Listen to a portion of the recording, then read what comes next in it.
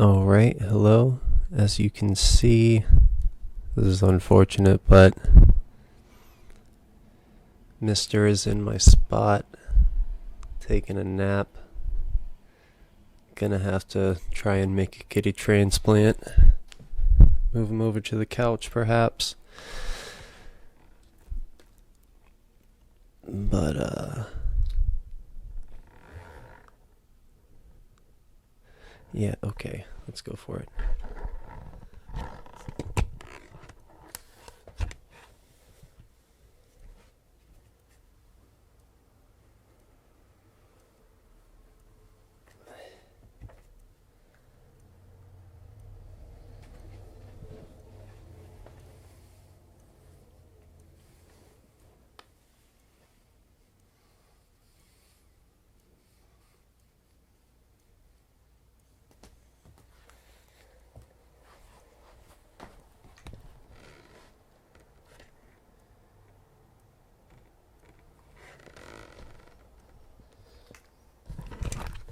He seems like he'll be comfy in the new spot. Alright, let's get situated.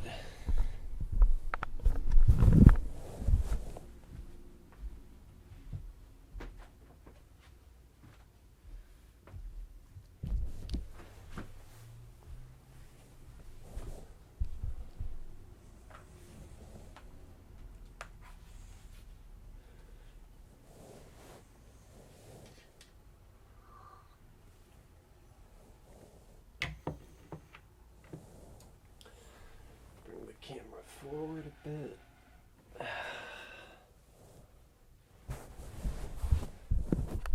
That's probably good. Okay. Alright. Hello, good morning, good afternoon, good night. Today, this is unfortunate, but at the same time, pretty exciting. But it's a pickup video. Went to Gamestop and had a surprisingly good selection. This was the Gamestop in Waltham, Massachusetts. And so I got some things, which is exciting for obvious reasons. Game pickups are always fun. Adding stuff to the collection, finding things that you've been looking for that have been on your to buy list for a while.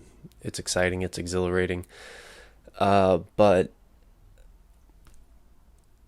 my series that I started, completing my backlog that we currently have one part of, well, a major motivation for wanting to do that series was so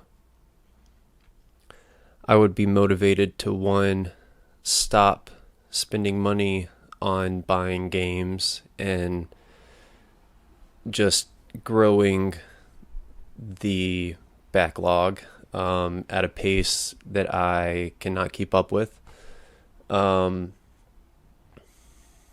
It's unrealistic and unresponsible to, if the point is to play them, not just to own them, which, I mean, that's what I believe. I only get the games that I want to play, for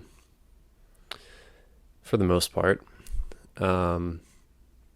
We might even see some exceptions in this video, but then it's just ridiculous to buy them quicker than you play them. I think there's got to be a point that the pace of playing should be faster than the pace of buying, which again hope was, I forgot to turn this lamp on. Does that make it better or worse?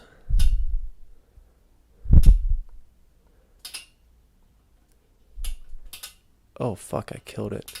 Oh no, there we go. Okay. So the point of the series completing my backlog was, again, to motivate me to switch that pace up, to consciously, I'm working away at this, keeping a mindful watch on, that number getting smaller and not getting bigger. But alas, I had to go to FedEx, and there was a GameStop right there by FedEx, and I went in and they had a lot of good stuff at good prices. That's another thing I'll say, is they not only had a good selection, but it was all pretty reasonably priced. Like if you check price charting, the value on there, these were all either at or just, just under the value on price charting. But let's actually get into it and take a look at what we got. This ranges from PS3, 4, and 5, and then a couple bonus games. So, first one, Duke Nukem Forever. Sorry, I'm trying to see if it's focusing adequately. Anyways, Duke Nukem Forever, this was like $5. It's a meme game. It's known to be bad. The time it took to develop this game, the hype that it had around it, and then the product you get delivered, something was missing. There was a discrepancy there. It didn't add up. But even still, $5, I think this was worth picking up. At this day and age, when we know what we got, when we're not caught up in the hype, it can be enjoyable, instead of just disappointing. And I also appreciate when they put art on the inside of the insert, like you see here. And on the right side, it says, Hail to the King, I believe. I'll try and show you that.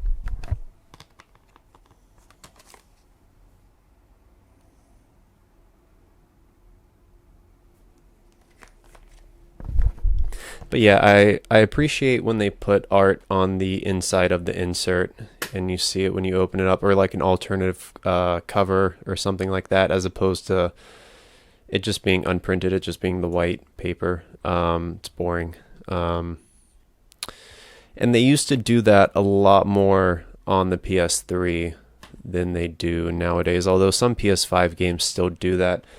A recent example, actually, Choo Choo Charles. This game came out last week, and it's got art on the inside. I got a copy. I played through it. It was great.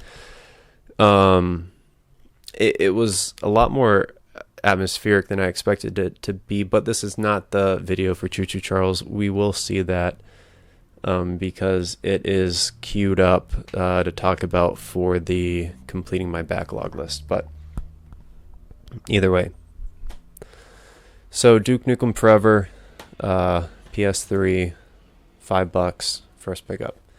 This next one has been on my list. Actually, I have a list in the notes in my phone of games that I'm on the lookout for whenever I go to stores or conventions or what be it.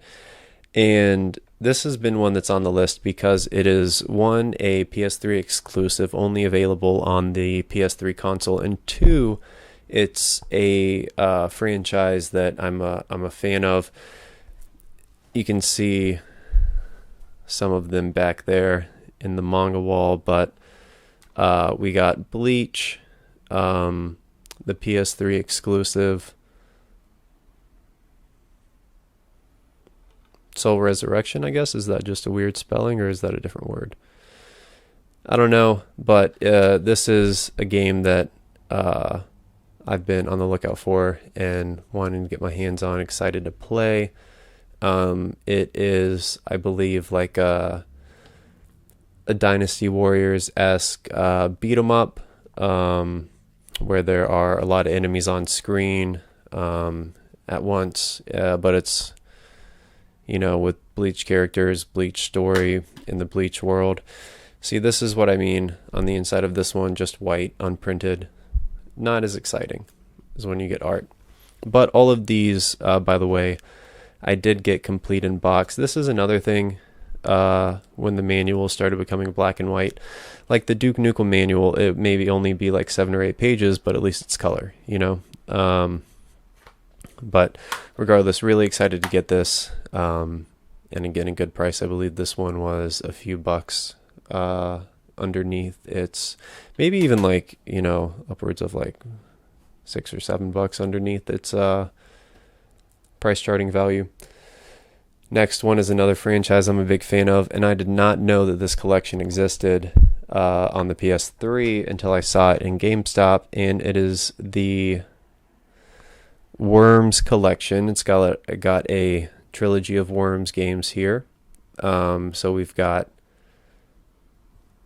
the first game, just Worms, Worms Ultimate Mayhem, and then Worms Armageddon. Armageddon's probably my favorite, but I also have to say that some of these games, they all look clean now, but some of them had some real GameStop grime on them. Stickers under stickers under stickers that I spent some time last night cleaning off. My girlfriend was getting mad at me because I was doing that while we were playing a board game, which we were playing Escape from the Dark Sector. Really great game. We're looking to play the first one, Escape from the Dark Castle, but we haven't been able to find it. It seems to be sold out everywhere. Can't even really find it online secondhand, for anything reasonable at least. But anyways, it's got our recommendation. That's what we were playing last night when I was cleaning off these games. But again, it looks good now, but last night, just imagine a lot of sticky residue and the grimy paper stuff from old stickers and whatever else.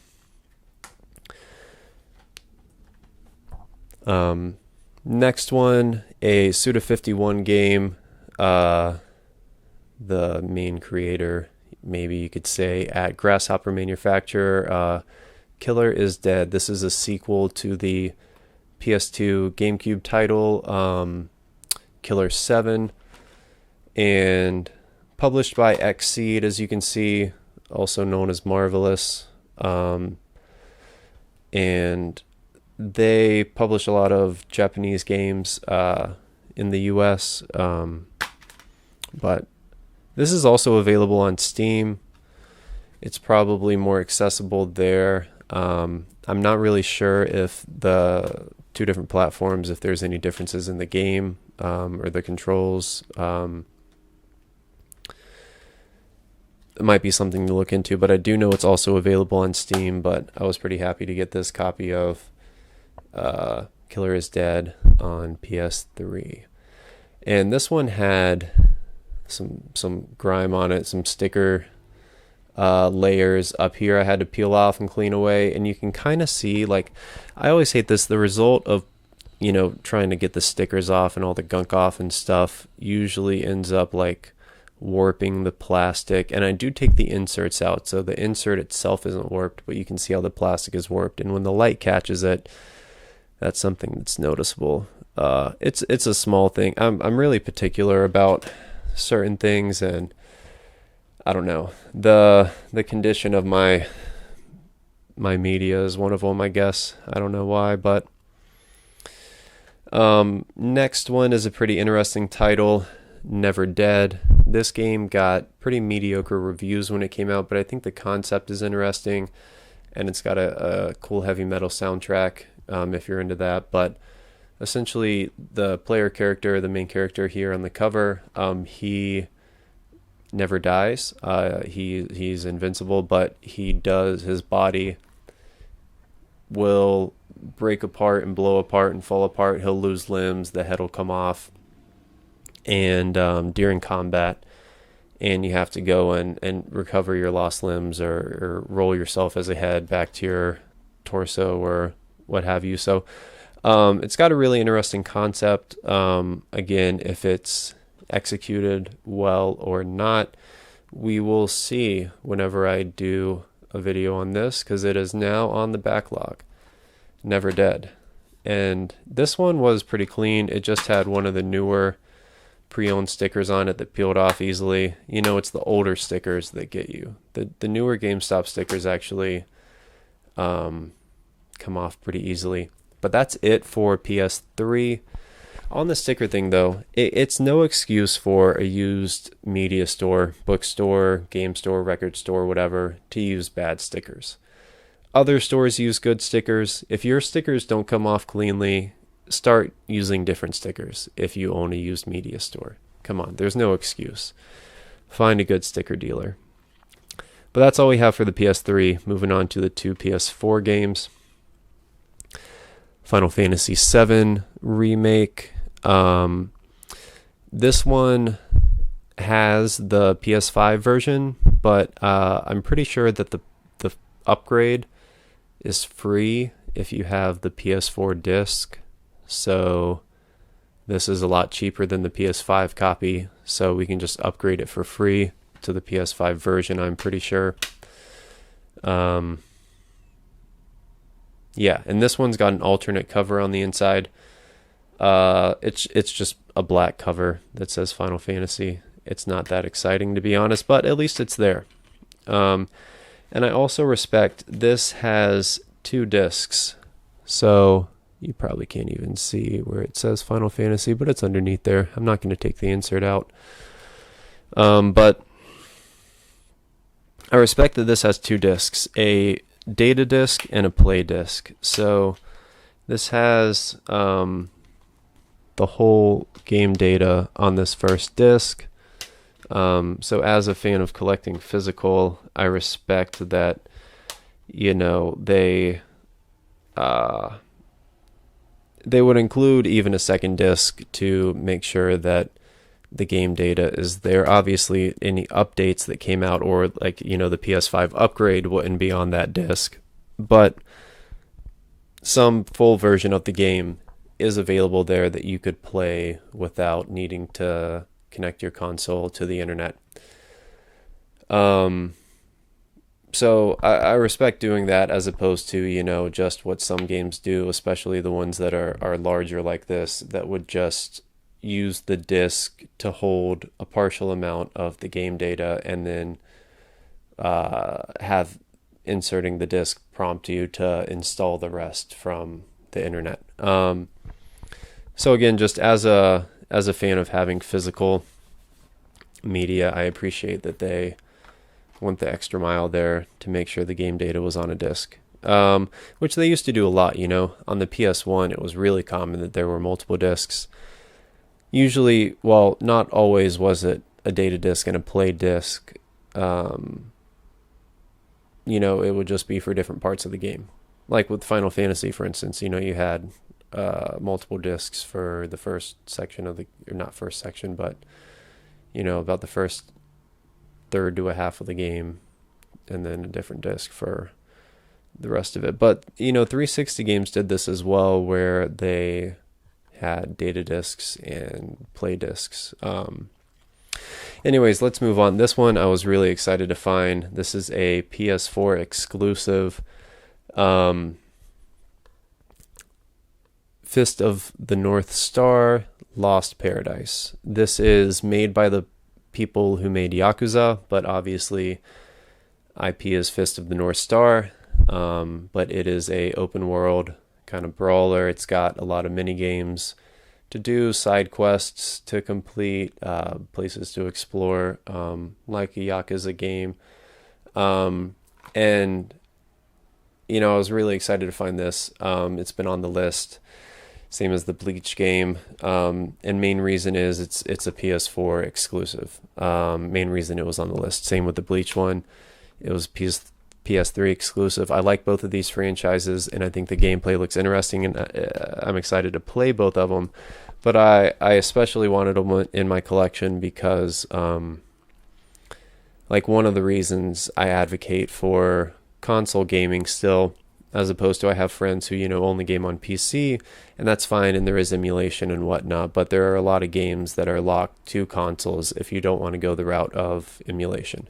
And I'm not above emulation, to be honest. You know, there are a lot of games I know I'm never going to be able to afford, like recently, and this will be an upcoming video, but I played through Michigan Report from Hell. That's another Grasshopper game. Suda had less involvement, I believe, in that one though. But anyways, I played through it on my PS2 emulator because I'm probably never going to have a physical copy of that game just because of how expensive it is. But so I'm not above that. But if it is reasonable to get the physical copy and play it on the original hardware, then that's going to be my first choice. So, and this has actually a really cool alternate cover as well. I will try and show you that it's black and white, except for the... Oh, fuck.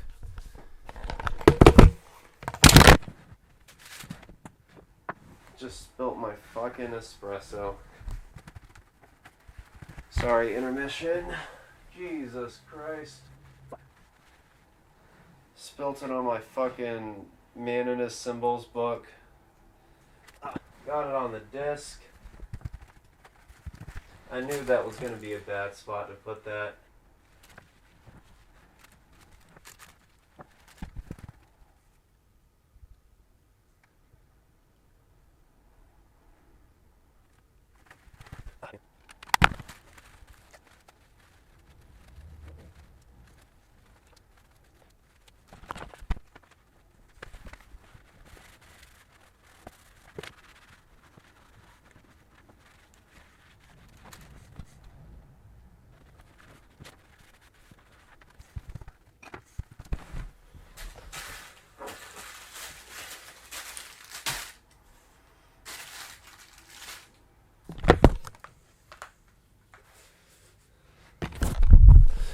All right, I believe I've cleaned up all the espresso. That sucks because I really wanted to drink that. I've got a bad habit of spilling coffee at the worst moments. Earlier this year, I lost a MacBook because I spilled a cup of coffee on it while I was at work. But regardless, well, on that point really quick, I saw this video recently. There's this company that developed this spray that can be used on electronics like motherboards, for example, that would make them waterproof. And according to them, the company that makes this product, it would cost major laptop manufacturers less than $1 per laptop to implement this spray. But when meeting with these computer manufacturers, they didn't want to. They didn't want the product. They didn't want their products, their laptops, to be waterproof because they make so much money on people replacing their laptops because they spill something on it, for example. So because of the amount that they make from people breaking their laptops due to liquid, they don't want to make their laptops waterproof, even though they easily and affordably could, because of profit. And it's not just about the cost to the consumer for this, or the amount of money that these companies have to gain or to lose. It's also about the impact on the environment. Like, think about all the e-waste from people trashing their laptops because they spilled something on it. I actually still have mine. It's a brick, but anyways,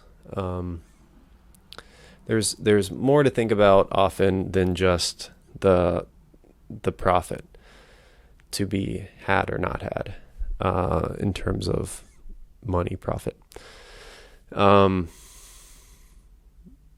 There's also, life. But anyways, back to video games. This had a sticker collection in it, which I thought was pretty cool. But yeah, fuck. There you go. That's the other cover. You can kind of see it. It's sick, trust me.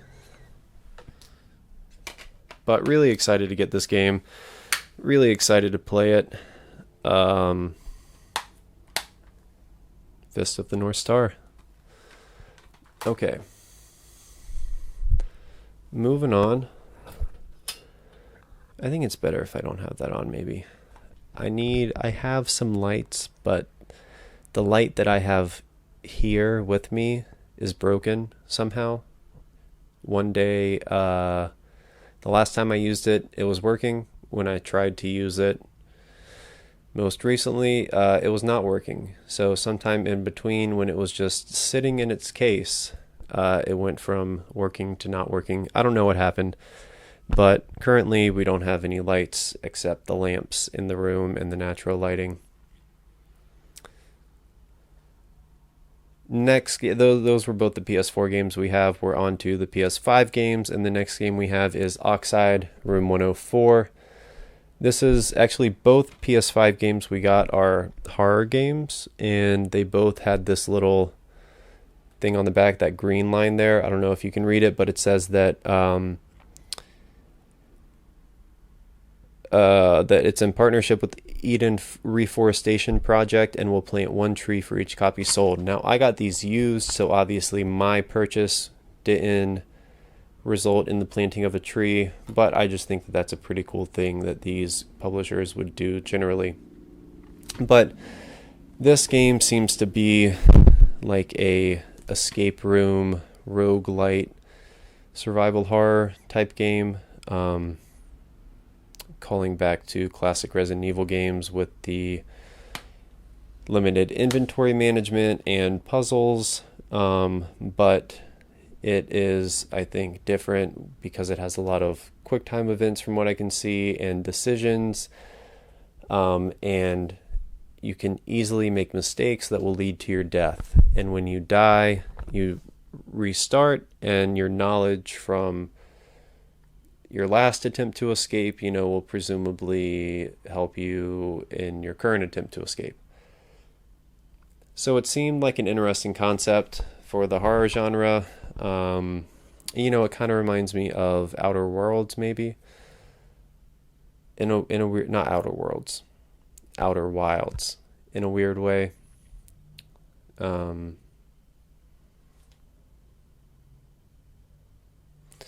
But yeah, it came with 2 postcards inside, which I'm not going to show you because they're honestly kind of underwhelming. The material's not great, and they're just, you can see the pictures on the back there. They're just 2 faces.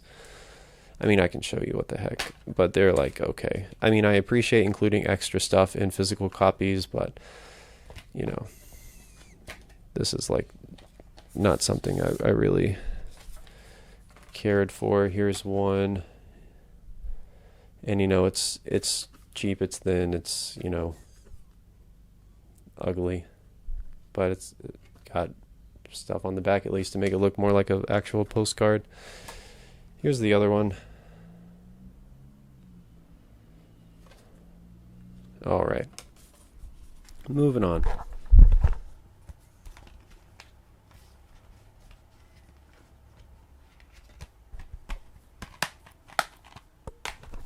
Next game we have, which is the last for our PS5s, just 2 of those as well. Like PS4, we only had 2. This is also survival horror, also in partnership with Eden Reforestation Project. So at some point, the selling of this game planted a tree, but we have Gray Hill Incident. This is a survival horror game set in the early 90s, small town USA. There is an alien invasion. You are part of the neighborhood watch, and stuff happens because of all of that. Don't trust the government. I played a little bit of this last night, and the gameplay honestly is not great, but I really liked the idea of the setting. I'm a sucker for these weird horror games, so I was enjoying myself. I actually got scared shitless by the alien at one point. That was when I stopped playing about 2 a.m. But this includes some cool bonuses, actually. We've got instructions on how to make your own tinfoil hat. No tinfoil included, unfortunately. And then we got, it's like a newspaper clipping page from, talking about the setting and the events of the game. which is neat. Much better physical bonuses than those postcards and Oxide. But what are you going to do? Same publisher, though, I believe. Perp Games, I think, did both of these, published-wise at least. Yeah, different devs, though. But yeah, that's a cool one. It's a very short game, only like 2 or 3 hours long. But like I said, I played like an hour and a half of it last night, and I was having fun with it. I'm looking forward to playing the rest of it, and it was cheap. It was like $20, so it's a fun one to add to the collection. I'm sure there are other ways to get this game and play this game other than the physical PS5 copy, but you know, this is how I preferred to do it. Mainly because it was there and I make impulsive decisions and I like the physical stuff. But it had fun bonuses, you know. Next one, this was only $5. And it's got inside art, alternative cover. I guess it could be an alternate cover, yeah. Complete in box, you know, everything we got was complete in box to my knowledge. But BioShock Infinite on the 360. One of my favorite games, one of my favorite franchises. I actually don't have a physical copy of this. When I first played this, when it came out, when I was in high school, I pirated it. My second playthrough, I did buy it legitimately on Steam, but you know, that was when it was like, you know, $10 or something instead of $60 when it first came out. So I've never had a physical copy on the console. I've only played it on PC, but for $5, I will add this to the collection. And this is what I was talking about. Maybe there would be some exceptions when I was saying that I only get games I'm interested in playing in. I don't know if I'm ever going to launch this on the 360, but just to have it, because I'm such a fan of this game, to have it on the shelf. And the 360 is the way I played the first two games originally. So this will be nice to have. My copies of BioShock and BioShock 2 aren't on the 360 though. They're on the PS3 because I bought those later on as well. I don't have the copies that I originally played because when I originally played them, I took advantage of GameStop's policy where you could return a used game within, I think it was 14 days at the time. The return policy for used games was 14 days. You could return it. So I bought both of those, beat them within the return period, and just returned them for my money back. Last game, that was the first of the two bonus games. Last bonus game and last game of the pickup video is Okami on the Wii. Okami, originally a PS2 game. I believe this is just a port. You know, I saw this. I didn't even know this existed. But I think this is just a port of the PS2 game, but with Wii controls, which if you know anything about Okami, I don't know. I feel like it would fit pretty well with motion controls. I think that would suit it. So we'll see how it is on the Wii. And it was cheap. It was like $8 or $9. But I also love the color of the disc. That purple is nice. I like that a lot. Beautiful disc. Complete in box, cheap copy of a classic game. We'll see how it plays on the Wii. Could be, you know, well suited for it. But you know, it's always a hit or miss if games play well on the Wii. But we'll see. I have high hopes. But that was all the video games in our haul at GameStop in Waltham. I think, you know, like I said, they had a good selection. There were some games there that I would have liked, but I didn't pick up just because I was, you know, already starting to spend too much money. I shouldn't be buying any games at this point, and this will be one of the last pickup videos we have for a while because I'm not going to be buying games. I'm just going to be playing them. But anyways, they also had Afro Samurai for the PS3, but there were a ton of stickers on the plastic, but there was also a sticker on the insert on the spine. Hate to see them do that. And I tried to test it, see if it would peel off, and it wasn't. So I let that one pass, even though I do want to get that game.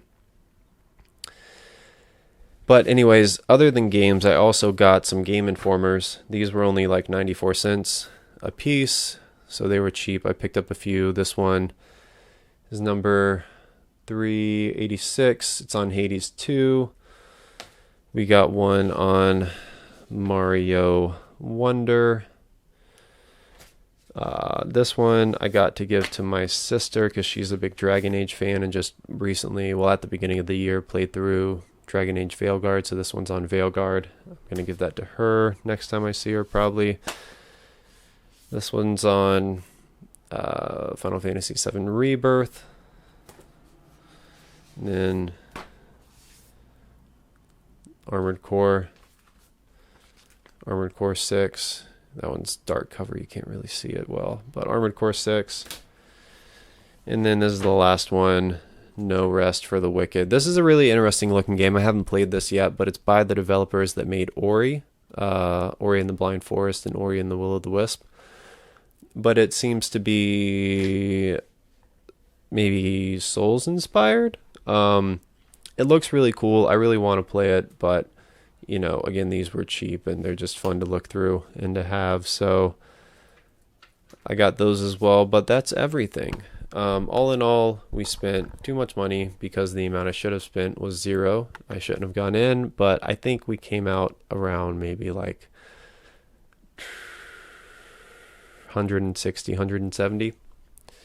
And that's the pickup. We'll see you next time in a completing the backlog video. All right. Good night. Good night. Goodbye. Okay. Peace.